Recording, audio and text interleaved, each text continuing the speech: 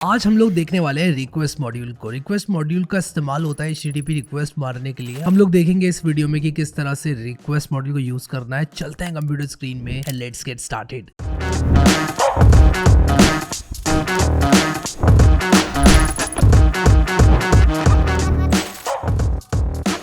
अगर आप लोग प्रैक्टिकली काम करना चाहते हो ना पाइथन के साथ, तो रिक्वेस्ट मॉड्यूल बहुत ज़्यादा लाभदायक है।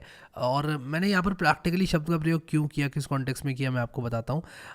मोस्ट ऑफ द काम जो कि आप पाइथन में करोगे उसमें आपको कोई ना कोई ऐसी चीज़ें करनी होंगी जो कि एक्चुअल में यूज़फुल हो लोगों के लिए। जैसे कि जब मैं फ्रीलांसिंग करता था तब मुझे वेब पेजेस को स्क्रैप करने को दिया जाता था, या फिर एक HTML को पार्स करके उसके अंदर से कंटेंट निकालने को दिया जाता था। तब इस तरह के मॉड्यूल्स काम आते हैं। अब मैं आपको दिखाता हूँ कि ये क्या होता है। अगर आप अपने ऑपरेटिंग सिस्टम में तो पिप इंस्टॉल रिक्वेस्ट करके रिक्वेस्ट को इंस्टॉल कर सकते हैं। एंड सिंपली आप क्या करो कि यहाँ पर कुछ इस तरह से इंपोर्ट रिक्वेस्ट और रिक्वेस्ट डॉट गेट करके ऐसे करके इसको चला सकते हो। तो जैसे ही मैं इसको रन करूँगा आप लोग देखो कि रिक्वेस्ट डॉट गेट मैंने google.com किया, मुझे google.com का जो कोड है वो मिल गया इन रिस्पॉन्स। चलो इसको थोड़ा और चटपटा बनाते हैं और इसको कर देते हैं codewithharry.com। ठीक है, तो अगर मैं इसको codewithharry.com करूँगा तो codewithharry का जो कोड है वो यहाँ पर आ जाएगा। आप देख सकते हो यहाँ पर codewithharry का कोड आ गया। ठीक है, तो आप देख सकते हो कि एक HTML मुझे यहाँ पर देखने को मिल गई, from HTML to HTML।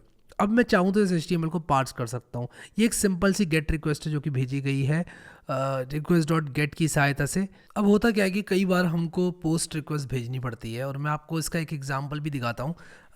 Jason place holder, और जेसन प्लेस होल्डर पे मैं जैसे ही जाऊँगा अब देखो यहाँ पर मुझे देखने को मिलेगा पोस्ट रिक्वेस्ट मारने के लिए मुझे एक सैम्पल API मिलेगी। तो मैं अगर यहाँ पर जाऊँ तो देखो कि स्लैश पोस्ट, अच्छा ये तो कुछ ऐसे ही पोस्ट दिए हुए हैं, मुझे पोस्ट रिक्वेस्ट मारनी है स्लैश पोस्ट पर। गेट रिक्वेस्ट भी मैं मार सकता हूँ स्लैश पोस्ट पर, बट मैं पोस्ट रिक्वेस्ट मार के आपको दिखाता हूँ कि कैसे मारी जाती है पोस्ट रिक्वेस्ट। ठीक है, तो मैं एक काम करता हूँ, यहाँ पर URL इज इक्वल टू कुछ इस तरह से कर देता हूँ। और जैसे मैं ये करूँगा URL इज इक्वल टू, आप देखना यहाँ पर क्या होगा। URL इज इक्वल टू मैंने Jason place holder dot typecode.com slash post किया।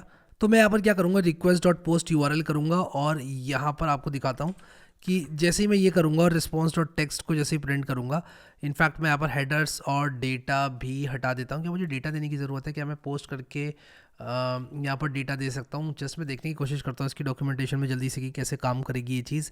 तो यहाँ पर आप लोग देखो कि इसमें गेट रिक्वेस्ट मारी गई है, बट मैं पोस्ट रिक्वेस्ट एक्चुअली मानना चाहता हूँ। और ये पोस्ट रिक्वेस्ट कैसे काम करती है ये देखने के लिए मुझे गाइड पे जाना पड़ेगा। तो post request patching, okay, post request के बारे में जानना है मुझे। पोस्ट रिक्वेस्ट, तो यहाँ पर पोस्ट रिक्वेस्ट के बारे में इन्होंने बताया होगा। मैं बस ये इंश्योर करना चाहता हूँ कि जो method is equal to post है उससे मैं कुछ करूँ। अब देखो ये डेटा मैं अगर दूंगा यहाँ पर तो ये पोस्ट रिक्वेस्ट बिल्कुल सही सही आ जाएगी। तो मैं एक काम करता हूँ, ये जो पोस्ट रिक्वेस्ट है वो एग्जैक्टली डालता हूँ यहाँ पर। तो डेटा इज इक्वल टू, मैं डेटा इज इक्वल टू ऐसे कर देता हूँ ये। ठीक है, और मुझे यहाँ पर डबल कोड डालना पड़ेगा। ठीक है, और उसी के साथ साथ जो हेडर्स हैं वो भी मैं यहाँ पर ले लेता हूँ। हेडर्स इज इक्वल टू ये। और अब ये क्योंकि एक पाइथन डिक्शनरी है तो ये कुछ इस तरह से मुझे डालना होगा। और ये जो मैं अभी google.com को, सॉरी codewithharry.com को गेट रिक्वेस्ट कर रहा था, इसको मैं हटा देता हूँ। और अब देखता हूँ यहाँ पर क्या पोस्ट रिक्वेस्ट मारने से कुछ आता है रिस्पॉन्स में। और हाँ यार, ये देखो ये आया रिस्पॉन्स में।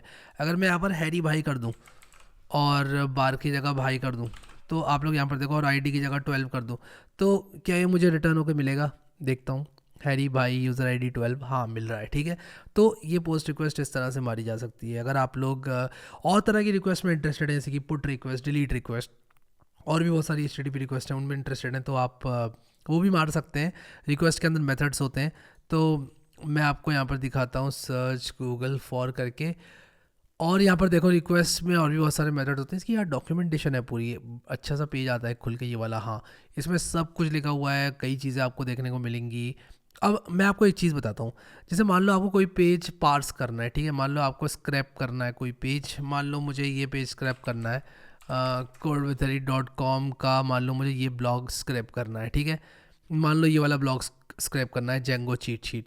और मान लो मैं चाहता हूँ इसमें से सारी H2 हेडिंग्स लेना, जितनी भी हेडिंग्स हैं वो मैं चाहता हूँ H2 हेडिंग्स लेना। तो कैसे लूँगा मैं?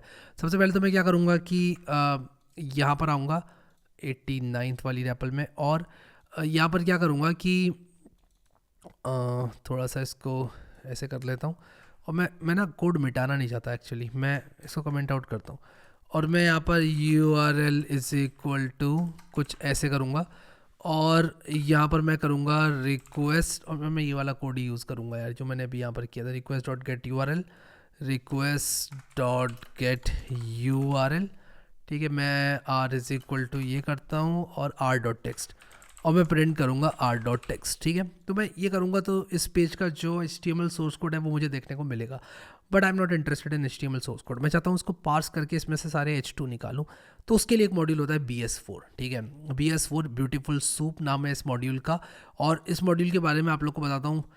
कमाल का मॉड्यूल है यार, मज़ा आ जाता है यार, मज़ा आ जाता है। क्यों बोला मैंने? क्योंकि जब आप स्क्रैपिंग करना चाहते हैं तो आपको HTML पार्स करनी पड़ेगी, और जब आप HTML पार्स करोगे तो BS4 मॉड्यूल को आपको यूज़ करना ही पड़ेगा अगर आप चीज़ों को आसान बनाना चाहते हो तो दिखाता हूँ आपको, ये 3 लाइन प्रिंट करके दिखाता हूँ, और फिर मैं आपको H2 हेडिंग्स भी लेके दिखाऊंगा यहाँ से।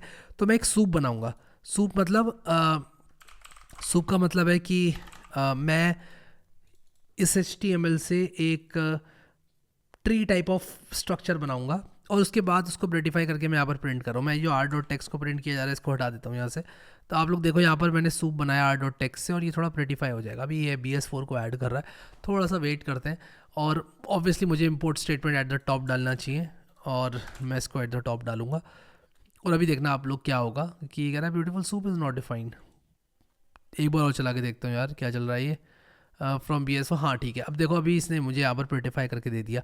अब मैं कुछ ऐसे भी कर सकता हूँ कि फॉर A in, या फिर मैं कह सकता हूँ फॉर H2 in या heading in soup dot find all, find underscore all, और मैं यहाँ पर H2 कर दूँ तो मुझे हेडिंग मिल जाएगी। और मैं यहाँ पर अगर कर दूँ प्रिंट हेडिंग डॉट टेक्स्ट, तो मुझे सारे वो टेक्स्ट मिल जाएंगे हेडिंग के जो कि जो भी H2 है मुझे वो सारे मिल जाएंगे। अब देखो H2 मुझे सिर्फ ऐड अ न्यू कमेंट मिला, soup dot find all H2 मैंने किया तो ऐड अ न्यू कमेंट क्यों मिला?